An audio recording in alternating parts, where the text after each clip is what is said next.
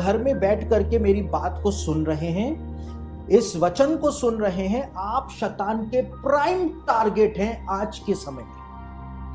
और आप में से कई लोग तो उसके पूरी तरह से शिकार हो चुके हैं। जो बात मैं बताने जा रहा हूं, आप लोग हवा के ऊपर दोष लगाते हैं, आप लोग हवा के ऊपर हंसते हैं, और कई तो सोचते हैं, कई महिलाएं तो सोचती हैं अगर मैं होती हवा की जगह तो मैं तो ऐसा करती ही नहीं। कई सारे पुरुष कहते हैं, मैं बचपन में संडे स्कूल जाता था तो आदम और हवा की कहानी जब भी वहां पर सिखाई जाती थी तो मैं अक्सर इस बात को सोचा करता था कि आदम और हवा कितने बड़े बेवकूफ थे, मैं इनकी जगह होता तो मैं तो कभी ऐसा नहीं करता। तो मैं छोटा था, मैं सोचता था, हर इंसान के मन में ये बात जरूर से आती है कि मैं आदम और हवा की जगह होता तो ये गलती नहीं करता। लेकिन आज आप वही गलती कर रहे हैं। शैतान परमेश्वर के वचन के अंदर थोड़ी सी मिलावट करके उस पूरे वचन को सड़ा करके आपको दे रहा है और आपको पता भी नहीं चल पा रहा है। ये तरकीब उसकी अदन की वाटिका से शुरू हुई थी, ये तरकीब उसकी आज भी चालू है, क्योंकि वो वही पुराना सांप है। आज कई सारे पास्टर हैं, कई सारे प्रचारक हैं, कई सारे बाइबल शिक्षक हैं जो परमेश्वर के वचन का ही प्रचार कर रहे हैं, वो परमेश्वर के वचन का ही प्रचार कर रहे हैं। आपको ऐसा लगेगा कि ये तो वही बोल रहे हैं जो बाइबल में लिखा हुआ है भाई, लेकिन वो बस उसमें थोड़ी सी मिलावट कर देते हैं, थोड़ी सी मिलावट। और इसीलिए तो पौलुस कहता है कि हम परमेश्वर के वचन के अंदर मिलावट नहीं करते, हम उनमें से नहीं हैं जो परमेश्वर के वचन के अंदर मिलावट करें। यानी कि पौलुस के जमाने में भी ऐसे पास्टर थे, ऐसे प्रचारक थे, ऐसे प्रेरित थे, ऐसे भविष्यवक्ता थे और ऐसे बाइबल शिक्षक थे पौलुस के जमाने में भी, जो वचन के अंदर, परमेश्वर के वचन के अंदर मिलावट करते थे। और इसीलिए पौलुस इस बात का रेफरेंस देता है।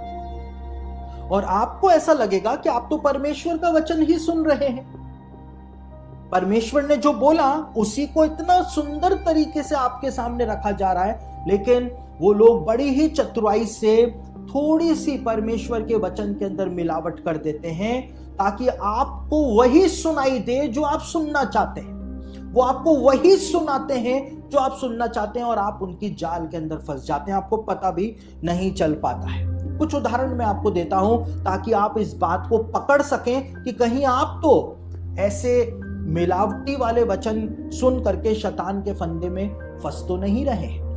क्या होता है, कई सारे आज पास्टर हैं जो आपको संदेश सुनाते हैं, आपको कहते हैं परमेश्वर आपकी ओर से युद्ध लड़ेगा। तो ये सच है, ये परमेश्वर का वचन कहता है, परमेश्वर के वचन में लिखा है कि परमेश्वर अपने लोगों की तरफ से युद्ध लड़ता है, इसमें कुछ भी झूठ नहीं है। लेकिन इसमें मिलावट क्या है, इसमें झूठ क्या है? इसमें झूठ ये है, इसमें मिलावट ये है कि वो ये नहीं बता रहे हैं कि यदि आपके जीवन में पाप होगा और आपका जीवन योग्य नहीं होगा तो परमेश्वर आपकी तरफ से युद्ध नहीं लड़ेगा। भाई, परमेश्वर ने इजराइलियों की तरफ से युद्ध लड़ा, परमेश्वर ने उनको कनान देश में ले जाकर के बसाया, कनान देश की जो जातियां थी उनके खिलाफ परमेश्वर खुद लड़ा।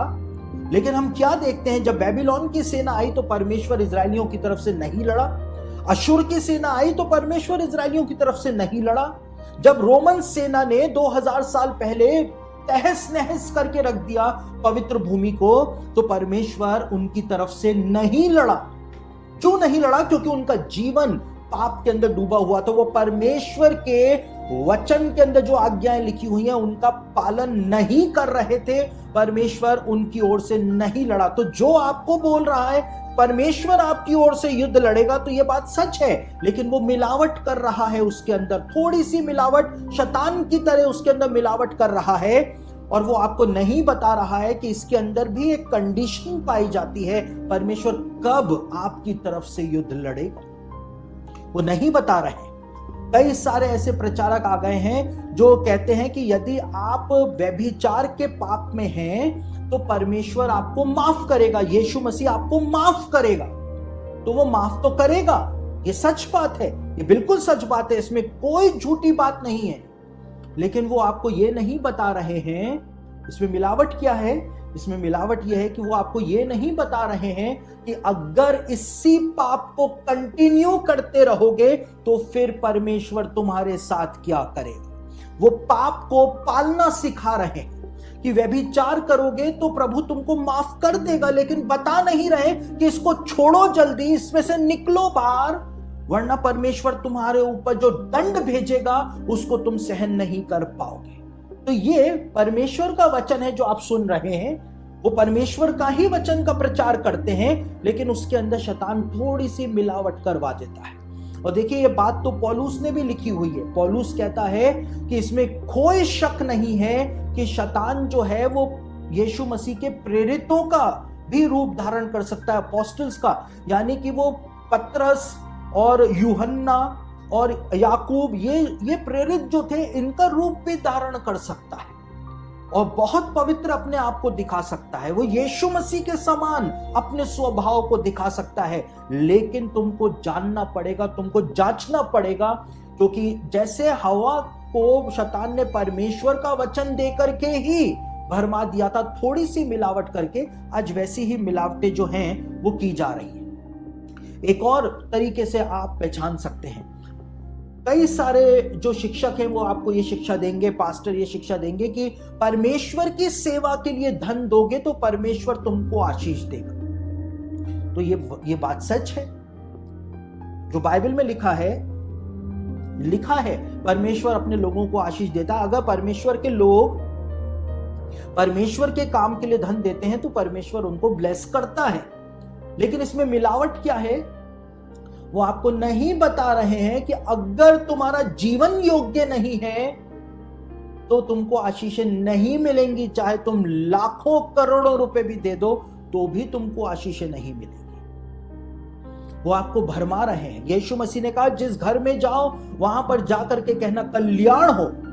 अगर उस घर के लोग योग्य होंगे तो कल्याण उतरेगा, वरना कल्याण नहीं उतरेगा। आपका जीवन परमेश्वर की आशीषों को प्राप्त करने के लिए तैयार होना चाहिए, योग्य होना चाहिए, तब परमेश्वर की आशीषें उतरेंगी। लेकिन आपको भरमाया जा रहा है। आप सालों सालों से ऐसे संदेशों को सुन रहे हैं, ऐसे अगुवों के पीछे भाग रहे हैं जो आपको परमेश्वर का वचन तो सुना रहे हैं, उसमें कोई डाउट नहीं है, लेकिन परमेश्वर के वचन में थोड़ी सी मिलावट करके वो आपको सुना रहे हैं। हवा ने उस मिलावट वाले वचन को क्या सुन लिया, एक भयानक त्रासदी जो है अदन की वाटिका में हो गई, जिसका परिणाम हम आज भी भुगत रहे। साथ ही साथ कई सारे लोग जो हैं वो आपको प्रचार सुनने को मिलेगा, आप फॉलो कर रहे हैं उन लोगों को। मेरे को एक एक का नाम लेकर के बोलने की जरूरत ही नहीं, आप खुद इतने समझदार हैं कि आप मेरी बात को समझ रहे हैं। कई सारे आपको 3-3, 4-4 साल हो गए। देखिए कोविड से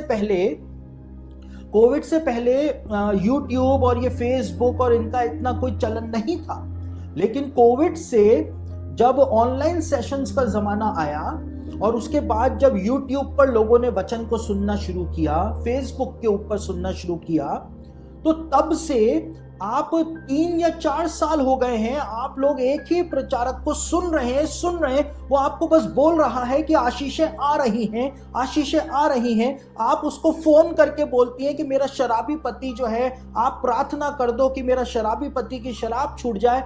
वो कहता है हाँ भविष्यवाणी आ रही है, भविष्यवाणी आ चुकी है, तेरे पति की शराब छूट जाएगी, ये हो जाएगा, वो हो जाएगा, सब कुछ बोलता है। लेकिन 3-4 साल हो गए, अभी तक तो ऐसा नहीं हुआ। कई सारे लोग जो है वो कहते हैं कि चंगाई चाहिए तो पैसे दो, 25,000 दो तो हम तुमको ठीक कर देंगे, 50,000 दो तो हम तुमको ठीक कर देंगे। बाइबल में कहां लिखा हुआ है? अभी बीते दिनों हमारे ऑफिस के अंदर एक लड़की का फोन आया और वो मुझसे बात करना चाह रही थी, लेकिन मैं उस समय ऑफिस के अंदर था नहीं। तो हमारी जो ऑफिस की जो स्टाफ है उसने उसका मैसेज लेकर के रखा, मुझको बताया कि वो उसकी माँ जो है वो दुष्ट आत्मा ग्रसित है और वो अपनी माँ के लिए प्रार्थना कराने के लिए एक जगह के ऊपर गई, जगह का नाम नहीं बताऊंगा, उस जगह के ऊपर गई और वहां पर उससे कहा गया कि हाथ रख के प्रार्थना करने के 25,000 रुपए देने पड़ेंगे। वो गरीब परिवार, उसने कहा हमने उधार लेकर के वो 25,000 रुपए दिए और उन्होंने हाथ भी रखा, लेकिन उसकी मां की दुष्ट आत्मा नहीं निकली। अब दोबारा से प्रार्थना करानी है तो दोबारा से 25,000 रुपए देने हैं। ये क्या हो गया? और फिर उसका फोन वापस से वो कंटिन्यूअसली हमारे ऑफिस में फोन कर रही कि पास्टर साहब से बात करनी है। तो एक दिन मैं था और जब मेरी बात उस बहन से हुई तो उसने वो सारी बातें बताई। तो मैंने उसको कहा, बाइबल के अंदर कहां लिखा हुआ है कि आप पैसे दो तो आपको चंगाई मिल जाएगी? यीशु मसीह के पास जो बीमार आए तो यीशु मसीह ने क्या सबको बोला कि 25-25 हजार रुपए का कैश या चेक लेकर के ही मेरे सामने आना, नहीं तो अपनी शक्ल मुझको मत दिखाना? यीशु मसीह ने कब इस बात को बोला? आप भरमाए जा रहे हैं। और फिर उसके बाद वो कंटिन्यूअसली हमारे ऑफिस में फोन करती है। पैसे उसने दिए उसको, परेशान वो कर रही है हमको कि हम उसकी माता जी के लिए प्रार्थना करते हैं। हम कर रहे हैं उसकी माता जी के लिए प्रार्थना, लेकिन बात वही है कि आपको छुटकारा भी नहीं मिल पा रहा है। क्यों? क्योंकि आप गलत संदेशों को सुन रहे हैं, परमेश्वर का गलत वचन अपने अंदर ले रहे हैं, इसलिए आप जाल के अंदर फंसते चले जा रहे हैं। भविष्यवाणी आ रही है, आप बस आज का ये संदेश सुन लेंगे, आपको पवित्र आत्मा मिल जाएगा। ऐवे ही मिल जाएगा क्या? बाप का राज है क्या जो ऐसे ही मिल जाएगा? उसकी एक कीमत चुकानी पड़ती है, एक कीमत चुकानी पड़ती है, तब जाकर के आपको अपने जीवन को उस जगह के ऊपर लाना पड़ेगा कि पवित्र आत्मा के वरदान आपके जीवन के अंदर उतर करके आ जाए। लेकिन आप भरमाए जा रहे हैं। आपका शराबी पति शराब पी पी करके मर जाएगा, लेकिन आप ऐसे ही संदेशों को देखती रह जाएंगे कि हाँ चंगाई आ रही है, चंगाई ऑन द वे है, चंगाई बस रास्ते में पहुंच गई है, मैंने आपका एड्रेस चंगाई को दे दिया है। आप कितने मूर्ख बनते चले जा रहे हैं। आप क्यों सुन रहे हैं ऐसे लोगों को जो आपको मिलावट वाला वचन सुना रहे हैं? आपके पास कॉमन सेंस है, आप क्यों इतने मूर्ख बनते चले जा रहे हैं? अगर आप 3 या 4 साल से किसी को कंटिन्यूअसली सुन रहे हैं और आपकी बीमारियां दूर नहीं हो रही हैं, आपके घर के अंदर शांति, आशीष, चंगाई नहीं प्राप्त हो पा रही है, तो बंद कर दीजिए उन संदेशों को सुनना, क्योंकि वो मिलावट वाला वचन है जो आपका उद्धार नहीं कर रहा है। यीशु मसीह के पास कोई भी अपनी दुखड़ा लेकर के आया, बीमारी लेकर के आया, तो यीशु मसीह ने कहा, अच्छा तुमको मिर्गी का रोग है, ठीक है, तुम्हारी चंगाई आ रही है, तुम्हारी चंगाई ऑन द वे है, भविष्यवाणी का वचन तुमको मिल चुका है, ये हो चुका है। यीशु मसीह ने कब कहा? यीशु मसीह ने इंस्टेंटली उनको चंगा करके वहां से भेजा। यानी कि आप भरमाने में आ रहे हैं। आप क्या कर रहे हैं? थोड़ा सा सेल्फ एग्जामिन करें खुद को कि आपने क्या कर दिया है बीते 2-4 सालों के अंदर। अपने आत्मिक जीवन को डिस्ट्रॉय कर लिया। आप आशीषों वाले संदेश सुन रहे हैं। ऐसे जो मिलावट वाले वचन देने वाले होते हैं वो आपको लॉलीपॉप देते हैं, मीठी मीठी लॉलीपॉप देते हैं कि बस अब चंगाई आपके दरवाजे पर खड़ी है, अब बस आशीषें आपके दरवाजे के ऊपर खड़ी हुई हैं। कुछ नहीं मिल रहा है, ना तो चंगाई मिल रही है, ना आशीष मिल रही है, ना नौकरियां लग रही हैं, ना बेटियों की शादियां हो रही हैं, ना बेटों की शादियां हो रही हैं, ना आपकी सैलरी के ऊपर ब्लेसिंग आ रही है। आप कितने भी दशमांश दे दें, 25-25 हजार रुपए बांट दें अपने चर्च में देने के लिए, तो आपके पास पैसे हैं नहीं, लेकिन हाथ रखवाने के लिए आप 25,000 दे देंगे और उसके बाद गालियां उनको ही बकेंगे जिनको 25 हजार आप दे करके आए।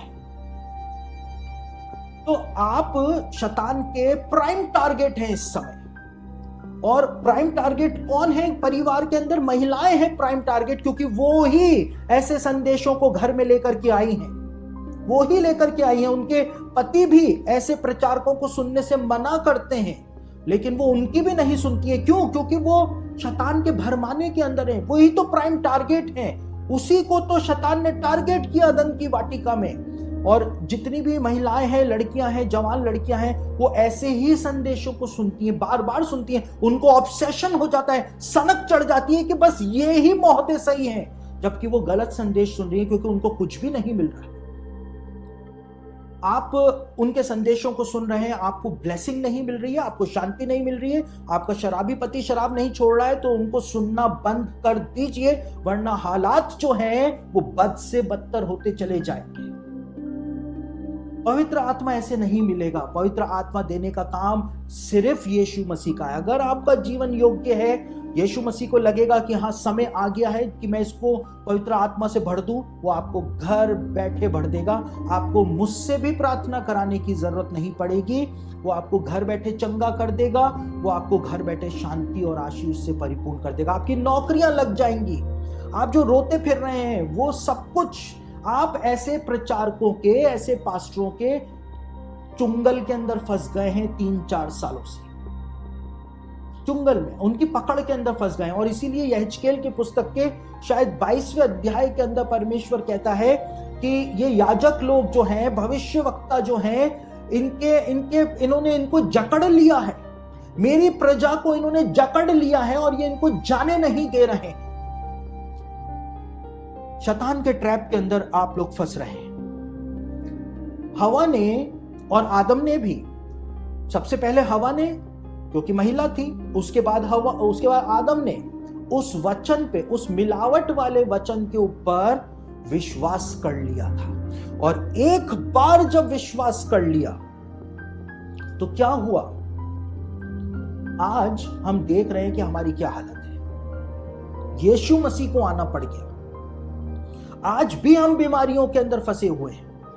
आज भी लोग, और देखिए हमारे पास तो आप कहें कि पास्टर साहब ऐसा नहीं होता है तो मैं तो मानने को तैयार ही नहीं हूं। हमारे पास एक दिन में 1500 से 1600 कॉल्स आते हैं ऑफिस के अंदर, बल्कि उससे भी ज्यादा आते होंगे। और इतने कॉल्स आते हैं, मसीहों के कॉल्स आते हैं, सिर्फ मसीहों के कॉल्स आते हैं। और मसीही लोग कहते हैं पास्टर जी हम परेशान हैं, वो दुष्ट आत्मा है, वो बीमारी है, पास्टर जी ये है, पास्टर जी वो है। आप सोचिए, मसीही हैं, उद्धार पाया है और क्लेम कर रहे हैं कि चंगाइयां ऑन द वे हैं, आशीषें ऑन द वे हैं, उसके बावजूद परेशान है। जब यीशु मसीह के होकर के इतना ज्यादा आप परेशान हैं, आप घंटों घंटों संदेशों को YouTube के माध्यम से सुन रहे हैं, अलग अलग मीटिंग्स में आप वचन को सुन रहे हैं, लेकिन वो वचन आपके जीवन में फ्रूटफुल नहीं हो रहा है, यानी कि आप गलत ट्रैक के ऊपर चल रहे हैं। आपको सही ट्रैक के ऊपर आ जाना चाहिए। और महिलाओं को ये जो टारगेट करता है शैतान, जो अदन की वाटिका में उसने किया, पौलुस ने भविष्यवाणी करके तिमुथियुस को बताया था कि अंत के दिनों में शैतान वापस से लड़कियों को और महिलाओं को टारगेट करेगा। कहां पर लिखा है? आप कहेंगे पास्टर जी झूठ बोल रहे हैं, मैं बता देता हूं। 2 तिमुथियुस उसका 3 अध्याय 6 और 7 वचन के अंदर लिखा हुआ है। 2 तिमुथियुस 3 अध्याय 6 और 7 वचन में क्या लिखा है आपके सामने पढ़ रहा हूं। पौलुस कहता है इन्हीं में से वे लोग, यानी वो झूठे प्रचारक, झूठे पास्टर, झूठे प्रेरित, झूठे भविष्यवक्ता, इन्हीं में से वे लोग जो घरों में दबे पांव घुसाते हैं और उन दुर्बल स्त्रियों को वश में कर लेते हैं। स्त्रियों को, दुर्बल स्त्रियों को, अब ये दुर्बलता जो है वो बीमारी भी हो सकती है, या ये आत्मिक रूप से जो महिलाएं कमजोर हैं उनकी बातचीत भी हो सकती है। तो ऐसे लोग जो है वो घरों में दबे पांव घुसाते हैं और उन दुर्बल स्त्रियों को वश में कर लेते हैं। वो प्राइम टारगेट होती हैं, वो प्राइम टारगेट होती हैं क्योंकि वो इजीली बुद्धू बन जाती है। हवा इजीली बुद्धू बन गई थी। वश में कर लेते हैं जो पापों से दबी और हर प्रकार की अभिलाषाओं के वश में है। उन्होंने अपना जीवन परिवर्तित नहीं किया, जीवन के अंदर जो अभिलाषाएं थी उनको नहीं उन्होंने काबू किया, वो पाप को छोड़ करके उस पर कभी जयवंत नहीं हो पाई। तो उनको ऐसे लॉलीपॉप वाले वचन जो होते हैं कि परमेश्वर आपको आशीष देने जा रहा है बहन, और अब तो पवित्र आत्मा आपके ऊपर उतर रहा है बहन, और आपको आपकी तरफ से परमेश्वर युद्ध लड़ेगा मेरी बहन, अगर आप व्यभिचार में हो परमेश्वर आपको माफ करेगा, ये नहीं बताएंगे कि इसको छोड़ो। तो जो ऐसे अभिलाषाओं के और पाप के वश में होती है, वो ऐसे लुभाने वाले जो वचन होते हैं, ग्रेट डिसेप्शन जो होता है, उसके अंदर वो पकड़ी जाती हैं, वो उसको जकड़ लेते हैं। और आगे लिखा है और सदा सीखती तो रहती हैं पर सत्य की पहचान तक कभी नहीं पहुंच पाती हैं। सुबह उठती हैं तब से YouTube के ऊपर वचन सुनना शुरू कर देती हैं, दिन में भी सुनेंगी, शाम को भी, सुनेंगी, ऑनलाइन मीटिंग्स में भी अटेंड हो जाएंगी, कन्वेंशंस में भी चली जाएंगी, सीखती तो रहेंगी, लेकिन कभी भी सत्य की पहचान उनको नहीं हो पाती है कि ये मिलावट वाला वचन है, इस वचन को सुन के मुझको कोई आशीष नहीं मिल रही है, मेरे जीवन में कोई बदलाव नहीं आ रहा है, मेरा पति नहीं सुधर रहा है, मेरे बच्चों की दशा नहीं सुधर रही है, कोई ब्लेसिंग नहीं आ रही है, झूठ बोल रहा है, जो भी बोल रहा है इतना मीठा बोल रहा है, सब झूठ बोल रहा है, समझते नहीं है। लिखा है एंड टाइम्स में भी ऐसा होगा, पौलुस ने इस बात को बताया है।